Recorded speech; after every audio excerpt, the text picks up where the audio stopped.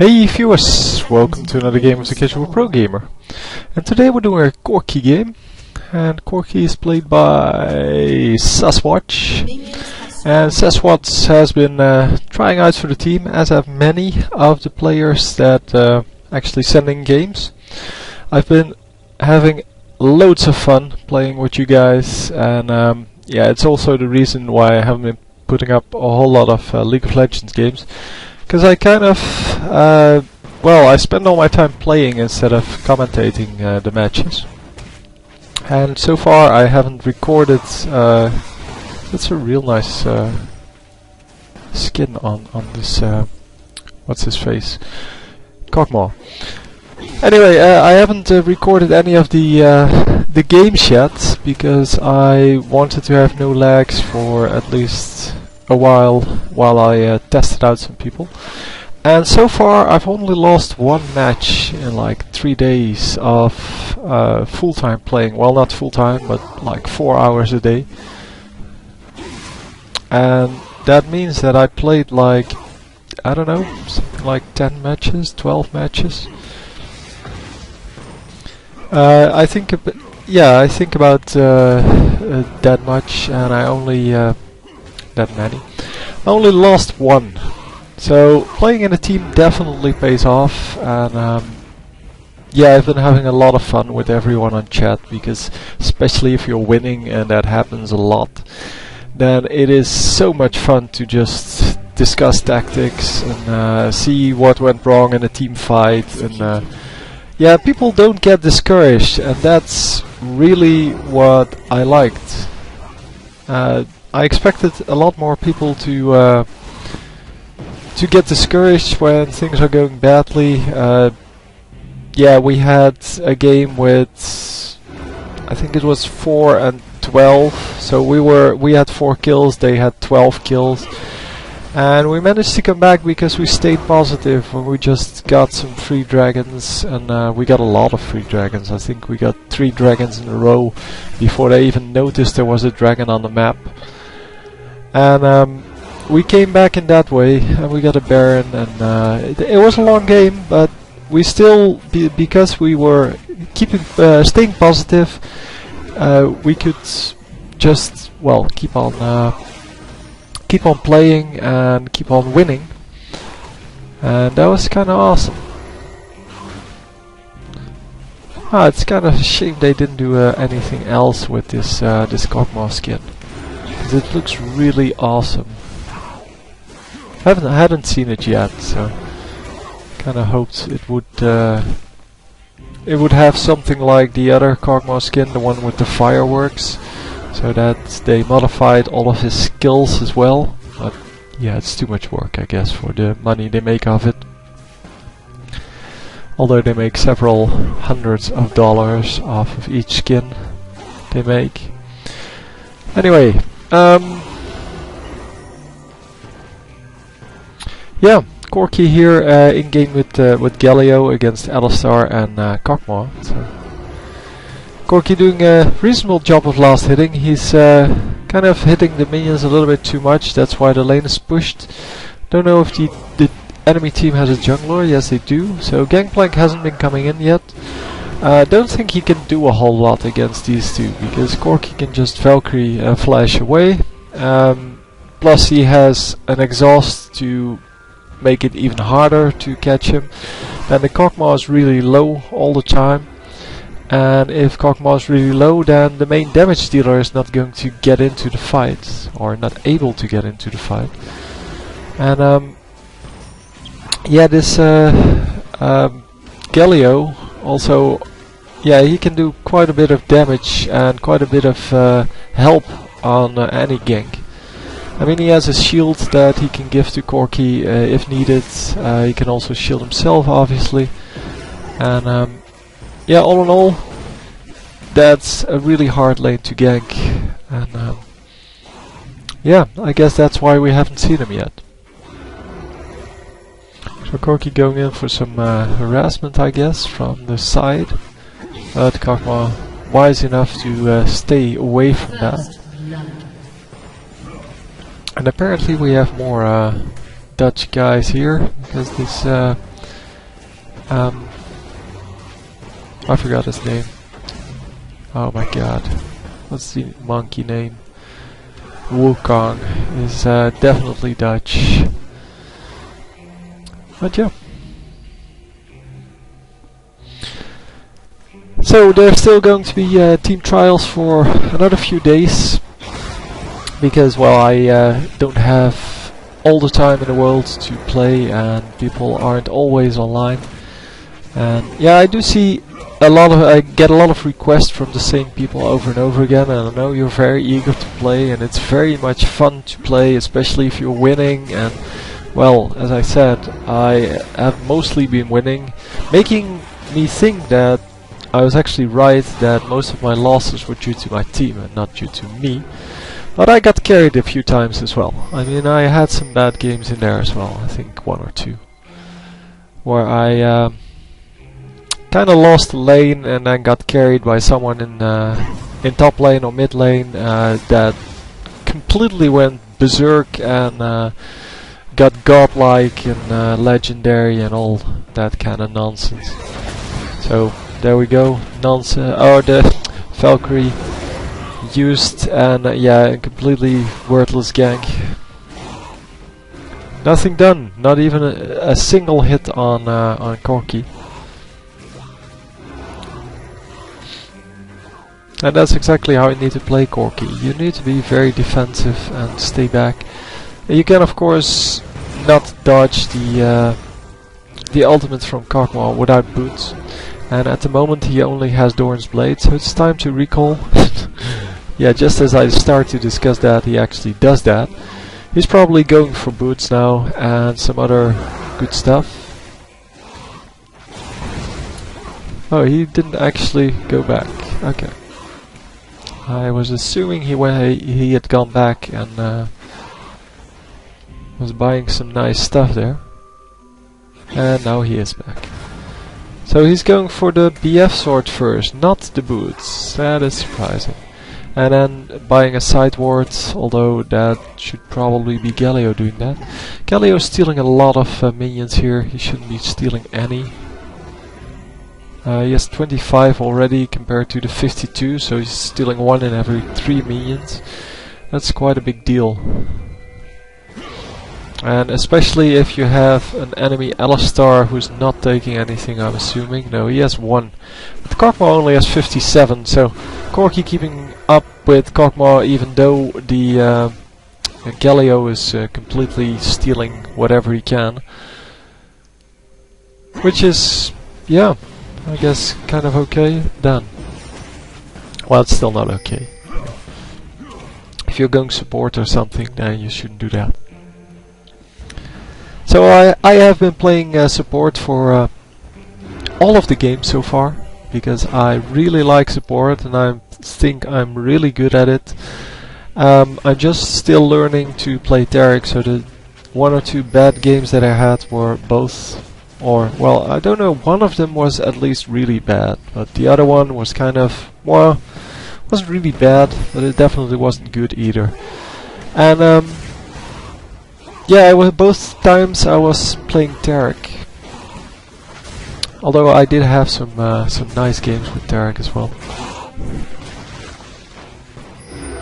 So my favorite is for some reason still Soraka, with most of the AD champions, because her heal is still pretty powerful. The problem is though, in the end game she doesn't do a whole lot. So I like Sona a little bit better because of that. But yeah, she's not my favorite support for playing at the moment because, well, I haven't played her a lot. I used to play Soraka all the time. That's why I learned to be quite good with her. I don't know what all this skipping is in the video. So it's definitely not me, it has something to do with replay. But it's okay, it's not too annoying for now. And I cannot fix it anyway. So he's missing a few ultimates here, but he is doing a good job of staying away and still farming. He's pushing the lane a little bit too much for my taste, but hey, that's okay. Galio's gone to mid and has been there for quite a while probably, because he's been missing from the bottom lane for quite a while. And yeah, the Skype thing really helps out a lot if you're playing this game. By the way, the Corki, I don't know if I said this already, but he is on Skype with all other, on TeamSpeak with all other members of this team, and he's going to die here, not using his flash. Could have easily used his flash to get out of that, and yeah, unfortunately not fast enough with the reactions, but could have flashed out there, gone back home, and Galio was already on his way to well, to take over. So TeamSpeak apparently doesn't take as much memory off from your computer as Skype does, so might be an idea to switch over to TeamSpeak for my team, but for now Skype is doing okay. And I haven't had any trouble yet, but if I start recording games I might have some trouble. Might also just go for recording of the gameplay or of the chat by well, live, and then a recording of the replay like this one, so that we can actually follow multiple lanes and hear what people are saying instead of just watching what I'm watching, because normally I'm watching the bottom lane unless there's some fight going on elsewhere and I'm Soraka. But if I'm Tarek, for example, there's not a whole lot of reason to watch other lanes, because I cannot do anything about them, and if there's something that I need to know, they will tell me in the chat. So I think it would be more interesting to well, to do it from the replay. And did he get the kill? No, he did not. Kog'Maw's still alive. An ally has been slain. So I'm not actually sure what the other guy's building. The Galio. Oh, he's building some magic resist already. That's good. Should probably build Age of the Legion. By the way, I don't know if everyone saw the video I just made, the previous one, when I released this one. When I upload this one, I should say. The one about the patch preview. But yeah, there's a big issue there, in my opinion, with how Riot Games handles this. This game. It's just so random. I mean, you can see that by everything they do. They always nerf things or buff things by 50% or higher, and you cannot do that. Your tweaks are supposed to be like 10% or less, and still they well, they keep doing these huge changes and then assume that everything will be okay afterwards. But there's really nobody that does it that way. I mean, you do that in the beta stages of a game, but not when your game is already out for like 2 years, because that is pretty ridiculous. And yeah, the calculation I showed, really that's all there is to it. It's really not that difficult. You can calculate everything, and they say, or they mentioned in the patch preview video, that the problem was that these well, the Hextech Gunblade gave too much of an advantage the moment it finished, and that's exactly the point I was trying to make. Oh my god, get him. There we go. So Corki 0, 2 and 1 here. Doesn't really matter, he's more of a late game champion anyway. So he needs to farm up now, and oh, Wukong way overextending. But anyway, Riot Games should just yeah, focus a little bit more on balancing this game instead of just making new champions and making new items, and even the new game mode. I mean, Dominion is so completely unbalanced, because they take the same items, the same champions, and they added a few items and they removed a few items, but in general it's still the same game, only it's a different game mode. So that's completely, yeah, completely stupid. Let's just call it that. I was trying to find a nice word to describe it, nicer than the one I had in my head. And it really is something you cannot do. It's like taking the pieces from a chessboard and then playing Monopoly with it, with the same rules. So, yeah, really doesn't work that way. And they know that, I'm assuming, but they're just too lazy to, either they are too lazy to make the adjustments, or they just figure, well, it's a fun game mode and we're just going to make money off of the normal game anyway, so we're not going to make more money by making it better. People just want to kill each other, and that's fine. I mean, that's what Dominion is all about just getting kills and yeah, getting killed, and hopefully doing more of the first than the last, but they really don't care about balance at all. And they said that the strategies still need to evolve. Yeah, sure, there's going to be different strategies, but as it stands right now, there's no reason to step away from the heavy life gain champions, such as, well, all of the physical DPSers that can just get it 100% lifesteal, or, well, they mentioned the spell vamp on Hextech Gunblade, but that's exactly the same point. I mean, just going the exact same build, but then for a caster. At least the casters can be used now. The first trials they made, you really couldn't use a caster at all.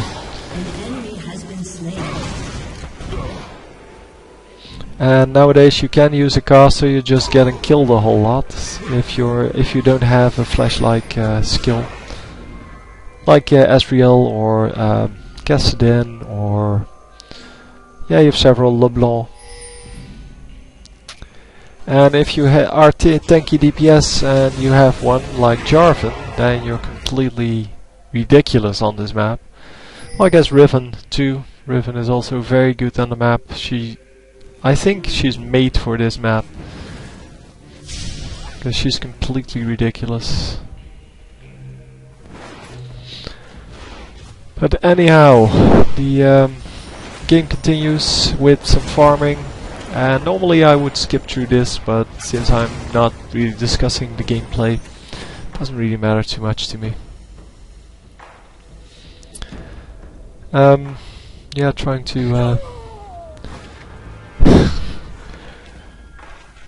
to find more items to talk about, but I think that's about it. And hopefully this Corki will start doing some excellent team fighting.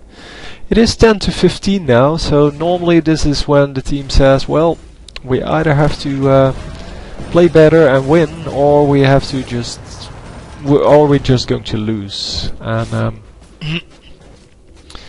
yeah, I don't know who got the dragons. I know they got one, but yeah, if that's the only one, then it's, yeah, they're still a little bit behind, but only just a little. On the other hand, if they got one more dragon, then they're ahead, and if the enemy got one more dragon, then, or one dragon, then it's about equal. But as I said, I wasn't really paying attention to the gameplay, and therefore I do not know. So Corki's or not Corki, Kog'Maw's ultimate really strong, and really, well, a lot of range on that, and especially the range is really important on him.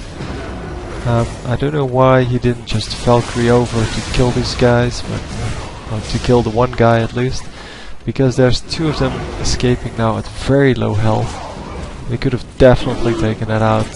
Have to be a little more aggressive with Corki, dude.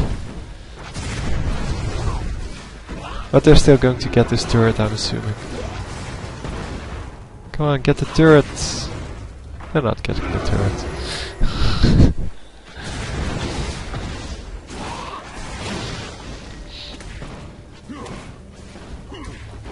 So Galio's nice ultimate didn't result in any kills, unfortunately.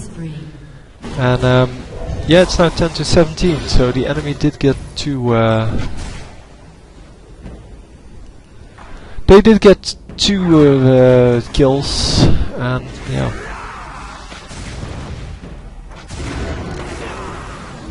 Wow, that almost took him out. That was under 40. But yeah, Gangplank, his Q is also something that doesn't belong in this game. It is completely ridiculous when it when it gets a critical strike, and when it doesn't, it's and especially because you can get life gain off it and a slow, it's completely ridiculous. So another kill, 10 to 18 now, and I wonder if he sent me a game where he's actually going to lose, but I suspect not, because that doesn't happen a lot. It only happens to the really good players, no offense guys, but yeah, the really good players do send me some stuff that they think is very good, even though they lose. And yeah, I'm just following the fight. He is here, and he's getting killed here. Wow. That was 1 for 3. Excellent. Oh, it's not over yet, so it's 1 for 4 in a second. Because he's not going to live. Unless the enemy is completely messing this up, but I'm assuming they won't. There you go. So that's 1 for 4. Not doing the best job ever here. And definitely some problems for the team. 11 to 22 now. Your turret has been destroyed. They lose a turret, they're going to lose another one here. Oh, they're going to lose the Melzahar because he didn't back off or something, I don't know. This is kind of the feeling I have when I play a game with my viewers here. So in the team that I'm trying to make, yeah, we're doing what the enemy team is doing here. So we're completely in a group when we need to be, but we're farming when we can farm, and yeah, it seems to be that's what the enemy is doing here. Well, any disconnecting, definitely not a rage quit, because she was in lane farming and just went to yeah, just immediately disconnected. And she's probably not back yet. Oh, she is. That's quick. Don't know what happened there. So did they get the dragon? Oh, no, no, no, no. Wait for the team, dudes.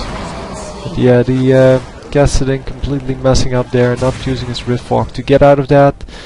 And I don't know if he has anything else in the way of escapes. Yeah, he has a flash as well, so he could have easily gotten out of that. And yeah, that's why I don't face check the bushes. If you suspect there's someone there. I mean, obviously you cannot ward every bush, but you can at least get some more wards out and have an idea of what is coming and where the enemy is. Yeah, we've been warding a lot in the teams, and I think that makes all the difference, because as you can see in these kind of public games, yeah, it really, warding is something that you don't do. Nobody wards. And yeah, it is very important, of course, to ward, because then you have the vision over where the enemy is, and you can pretty much kill them when you know where they are. If they don't know where you are. So, yeah, the whole team getting killed once again.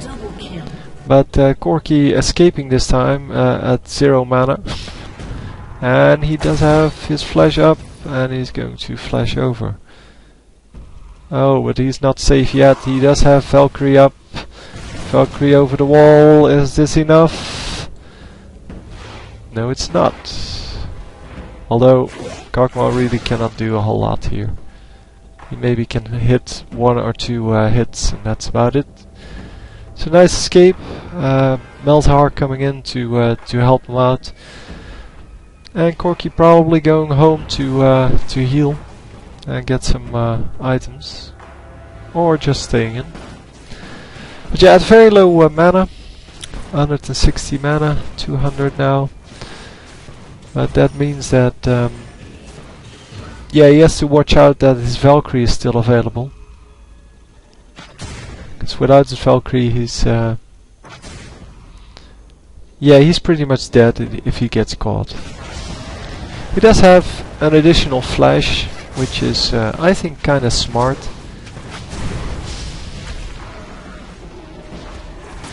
So using Tibbers there to get the last hit, I think that's pretty smart. Since they were, so the enemy was actually or actually warded the spot there, and with the well, with the warded dragon you can pretty much steal it with any champion, and they wanted to not have that happen to them, obviously. So the enemy team having 2 cleanses, one on Gangplank, one on Alistar. That really doesn't help with the ultimate of Galio, where you're expecting to do a lot of damage because everybody's rooted to the spot. Oh, missing his Valkyrie here, not actually managing to get over the wall, but he is going to get out of that for now. And yeah, not actually a smart idea to get back in, of course. Anyway, 2 and 5 now. The whole team is 13 to 30, and we are going to have to wait what the tactic is going to be to come back from this. Someone should pick this up. I mean, come on, guys. Nobody? Oh, Galio's going for it. And now Wukong is going for it. It's a little bit too late. You should really watch the minimap to avoid getting these kind of things. Wasn't that his ultimate? I know it's not. Apparently he still has his ultimate. I don't know, I thought that was his ultimate, but...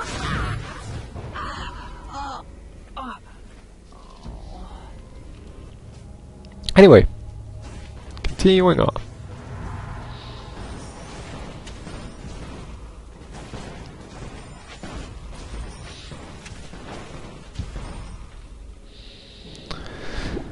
So let's see what Corki has as minion kills. So at 161, it's the highest on his team, but definitely not the highest overall. Gangplank and Kog'Maw still a lot higher. Well, Gangplank a lot higher. Kog'Maw is the same. But yeah, Kog'Maw and Alistar were in the same lane, and so were Galio and Corki. And Galio also has 140 minion kills, so I guess there's something to be said for that. The Galio definitely taking a whole lot of minions there.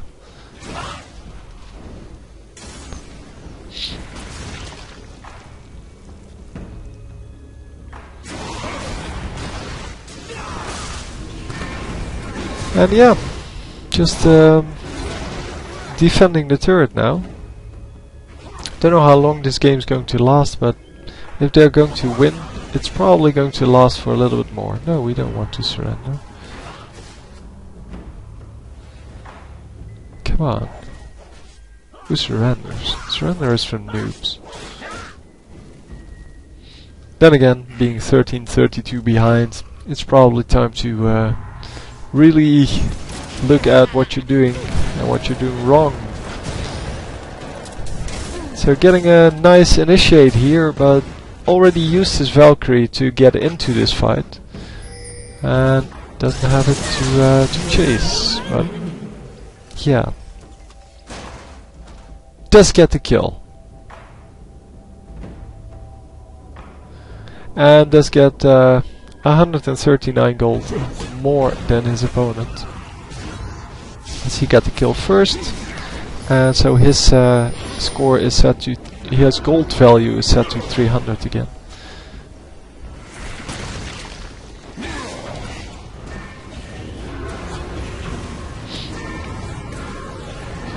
On the other hand, the Rumble got a load of minion kills just before, so guess he got some gold as well.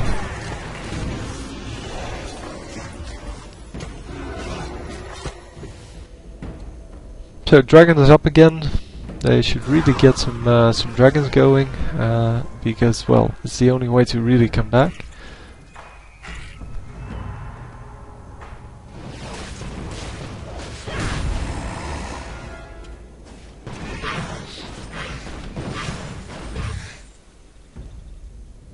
Yeah, this game really doesn't have any comeback mechanisms at all. You just have to, yeah, basically play better than your opponents. And if you start losing, you mainly it mainly spirals out of control, especially since they removed the 1000 gold and made it 500 for a legendary killing spree, which is 8 kills or more in a row.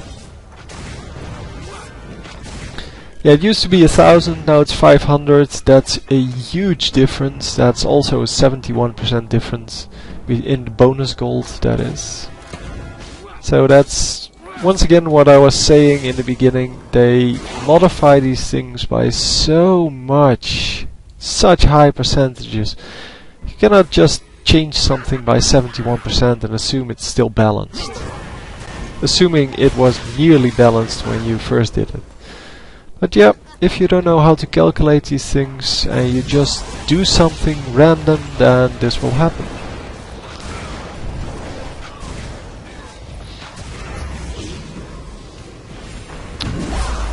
So come on, get some kills here, because it really is time that they actually do something here. There we go, the Rumble then. Rumble's going to escape. But they did get 2. Yeah, 2. And a dragon, which is excellent. And they should probably go for Baron here. Oh, Baron is already gone. Or not spawned. No, it's gone.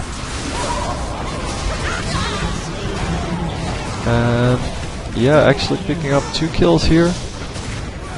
Might be 3. Yeah, there we go. So, no more opponents. That helps. And Tiber's taking the shot, so how about taking down the turrets? 2 physical carries in Wukong and Corki. So turrets will be down pretty quickly. And they could have taken at least half of the next turret, but yeah, well, doesn't matter. It's okay. Going back here to home base. And he getting some minions, which is good, and he needs to farm. And he is really, oh my god, and he's really dependent on our items. But yeah, and he disconnecting once again, that really doesn't help. Dude, you cannot be on my team if you disconnect all the time. Because it's really annoying.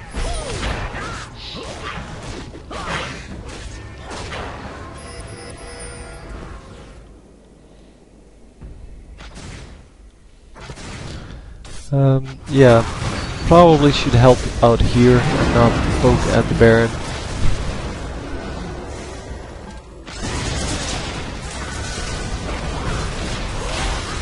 Oh, nice ultimate there from Galio. Getting a lot of damage done because the cleanse was not used by the two champions that actually have a cleanse. And Wukong is going to get 2 kills because there's someone here as well. Oh, okay, so he's going there instead of killing this guy, yeah. Don't know what this Cassidy was doing. He could see this Wukong and still ran in at no health at all. Should of course have gone here and maybe suicide into the minions or into a turret, or just teleported back when he saw the Wukong there. But anyway, not the smartest play in the world, and definitely one that allows this team to come back. Although it's still only 23 to 37. Corki now finally positive, 7-6. But has had a rough time early game without any healing on his side, on his lane, and he does have some really nice items now with the Bloodthirster and the Infinity Edge. But I still think that he should have gotten boots a little bit earlier. And well, the first kill here, or the first death, was basically due to him not flashing out when he could. Blue's back up, Dragon's back up, and yeah, they should really take both of them, because they really need to get a lot more gold to win this. They're still 15 kills behind, and they're 2 dragons up, I think. But yeah, 15 kills is not corrected by 2 dragons.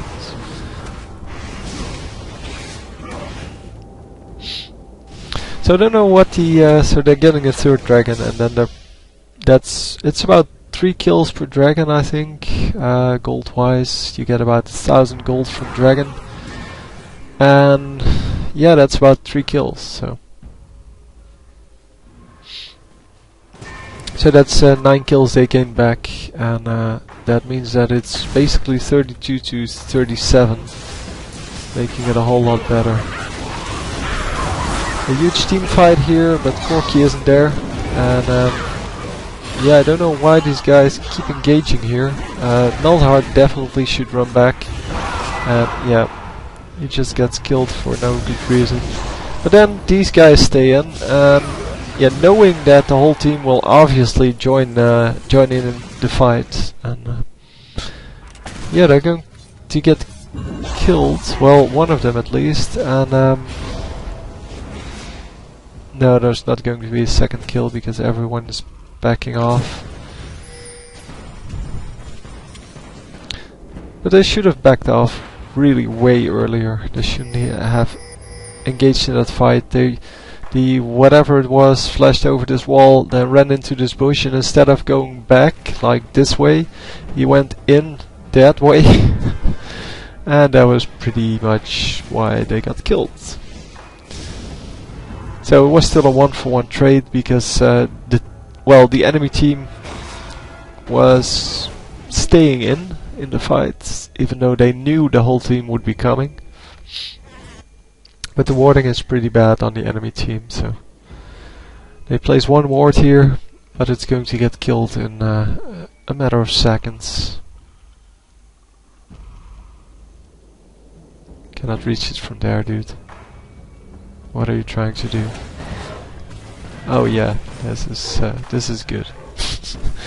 Let's just aggravate Baron for that. And use Valkyrie, of course.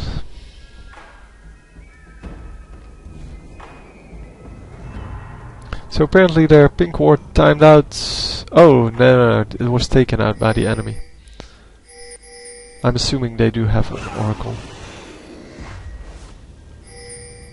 I don't know. Seems they should have one, but I'm not sure who has it then. Cogmore apparently has too much money. Rumble might have had it. See that, couldn't find him in time.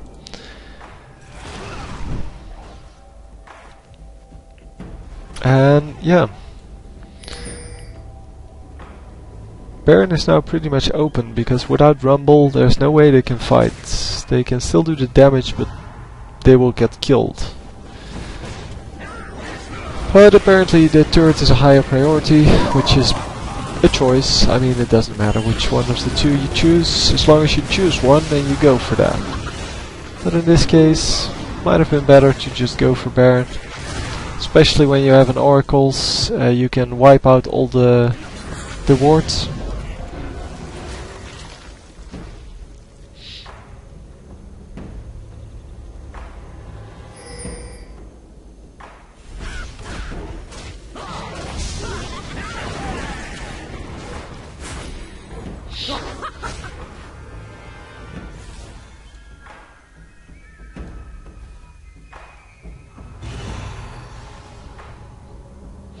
So they place another ward there, the enemy team, and it's probably pink ward.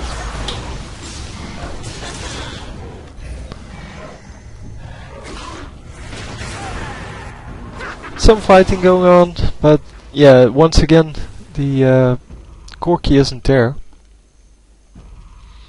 Corki does have a Phantom Dancer now, which is kind of a nice increase in movement speed. As well as attack speed, obviously. Not taking out the ward that's there. That is a mistake, I think. Because they're going to get the same into the same trouble next time now. Your team has destroyed a turret. Yeah, getting a pink ward really unnecessary because they had an Oracles. There's two wards, one in the back and one here. And are they going to see the second one? Because it seems they are not. Did it just time out or what? No. I don't know. Who knows? Let's watch this.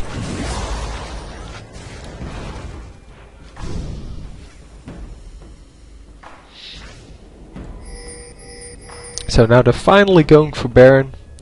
After getting 2 kills, it should be okay. And yeah, especially Corki should be able to take out Baron pretty quickly. I would have liked to see the Matters Blood Razors instead of the Phantom Dancer, but hey, who knows. And Wukong actually dying to the Baron fire. How do you do that?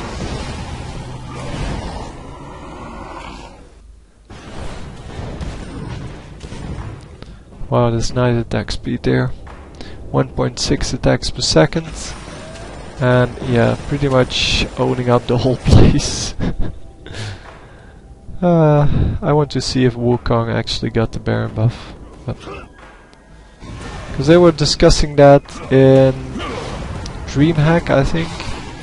That champions that are dead during the slaying of Baron.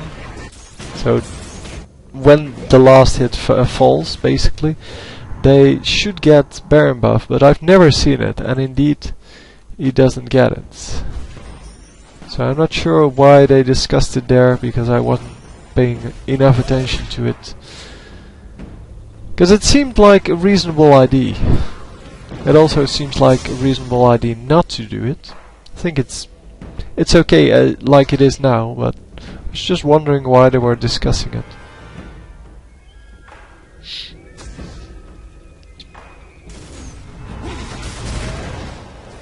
And DreamHack is a long time ago, so even if it was a future patch they wanted to do that, it should have been over a long time ago. Should have been done a long time ago.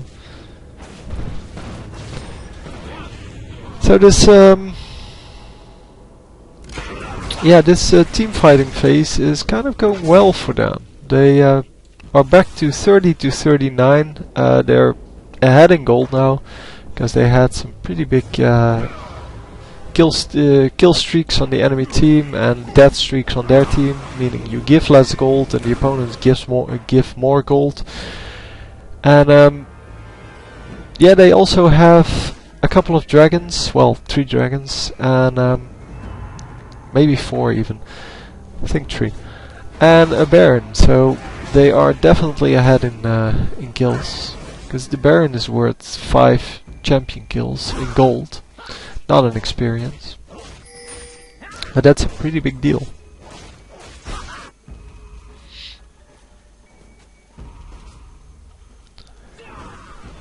Yeah, that is the way to come back, and they definitely should have lost this. I mean, the enemy should never have allowed them to do this, especially with the Kog'Maw with these items. I mean, he has had these items for quite a while, and had 3 pots on, so the 3 elixirs,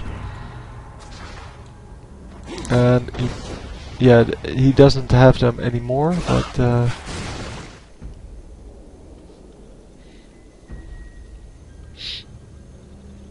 yeah, it's pretty much a waiting game now where they're going to strike. But yeah, going for a naked turret without minions, probably not a good idea. Probably best just to push with some minions, and well, they could have pushed top lane as well, because mid lane is not going to push itself, but yeah, top lane was actually pushing in their direction, and they could have gotten a lot more minion kills there. But I guess most people are pretty much maxed out by now. Annie not staying away from the fight in the early part, where Corki is, his positioning is pretty good, and he is just waiting for someone to come in range, or he's just attacking the turret now, which is excellent. But he's not running in like Annie just did, and Malzahar finally also staying away from the fight, and I should really get this other turret, or well, at least get something.